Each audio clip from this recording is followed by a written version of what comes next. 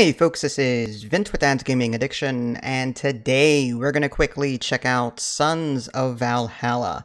Now, it's important to stress that what you're looking at is a preview build, so everything that you're about to see is most definitely subject to change. According to the Steam store page, this game is due to release on April 5th, 2024.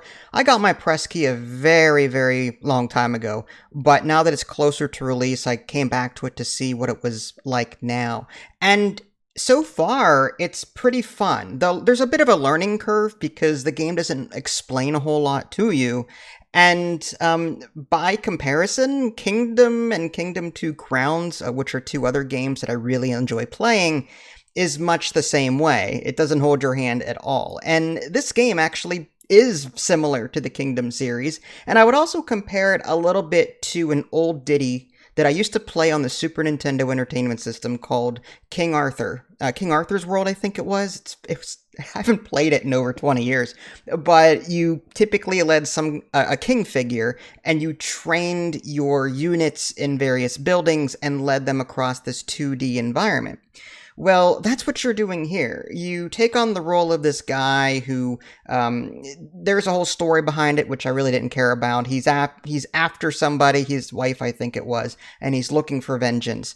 And you're taking this character through, I believe, 5 different stages. There was no map like when I first started the game, but after I beat the first map, it brought me to this world view, and there was like 5 total locations on the map. So I'm going to assume that there's 5 different like levels, but don't quote me on that.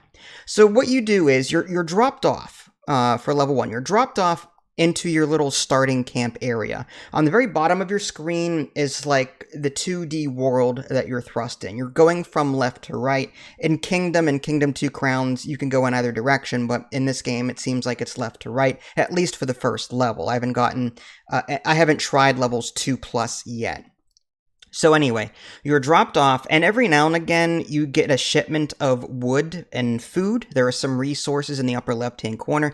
The first one appears to be coin, but there's no mouse over tooltip to really clue me in as to what it actually is. It looks like half of a dollar or something, like a silver dollar, something like that. So it's probably like crowns, but again, there's no tooltip telling me what exactly it is. Then there's this gold, which is like more of a premium currency that you earn over time, and you can spend it on like really important upgrades for your character. There's wood, there's food, and then there's a population limit. As you're fighting enemies in the environment, they drop loot. But in addition to loot, like the wood and the food, there's these runes that you can pick up and attach to your character. And there's like 5 different categories of runes. There's like stuff to buff your troops. There's stuff to buff like your attacks and so on. So you can even unlock more slots. You get 3 for each category, but you can unlock more slots as you play. And the whole idea of this game is collect resources over time, upgrade your units through their buildings. Like in the melee units are upgraded through the barracks building that you can construct. The archery upgrades are through the archer building. Eventually you can get a blacksmith and a siege shop, which you can build like catapults and rams, stuff like that. And then you can upgrade these units through them, through those buildings with the food and the wood and the crowns, coins, whatever you want to call them.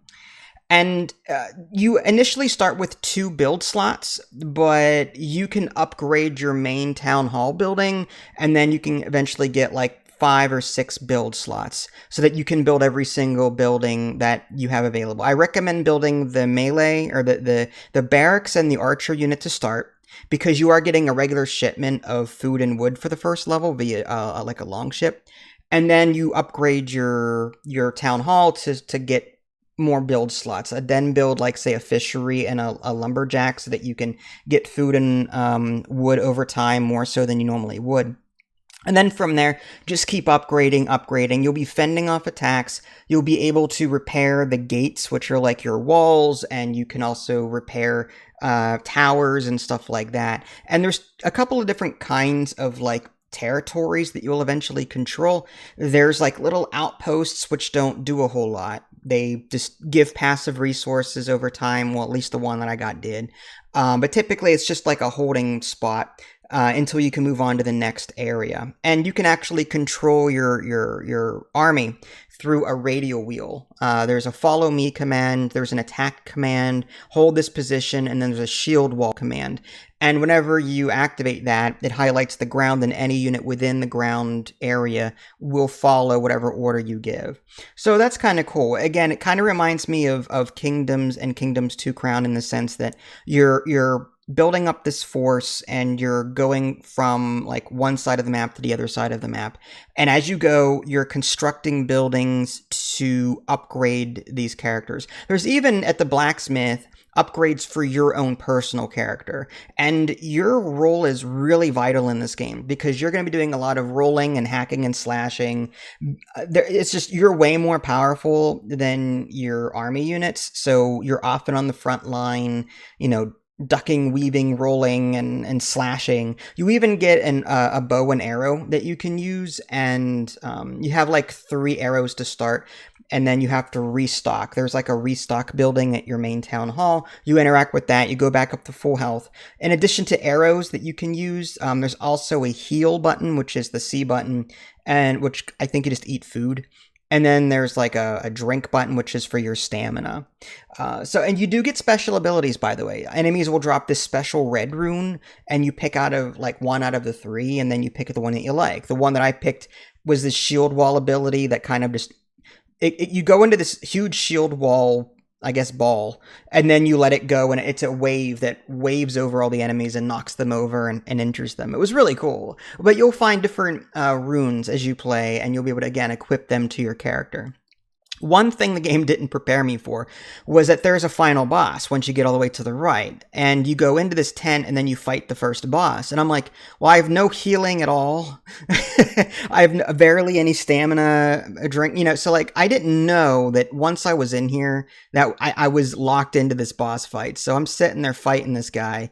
Again, some sort of warning saying, hey, you're about to enter the boss fight. Maybe you should interact with your supplies to restock your health and your arrows and your stamina drink before going in here. I mean, I still beat him, but barely. And it's typical 2D combat. It's you alone versus the boss alone. None of your troops, for whatever reason, decided to come in here and fight this guy too. But yeah, I got through the first level. It was touch and go for a little bit. Again, the game doesn't really hold your hand at all, and that was one of my complaints with the Kingdom series. You know, the game in Kingdom doesn't tell you, if you chop down this tree, which is next to this camp, you're gonna lose the ability to spawn peasants there so that you can hire them later until you build a house. The game doesn't tell you that. Likewise, this game doesn't hold your hand either. It doesn't tell you things that it should tell you for like quality of life. And there is a bit of a narrative here, which again, I skip past. This guy again's looking for, I believe it's his wife, but I really could care less. You know, I'm more interested in just leveling up troops and having a good time and attacking. But there's the map real quick in case you want to see that. But yeah, so far, Sons of Valhalla, really fun game. I hope that by launch, it introduces some quality of life things that help a player acclimate to this game. Because again, there is a bit of a learning curve associated with it. But so far, I'm enjoying it. This is Vince. Thanks for watching. Catch you all next time. Take care.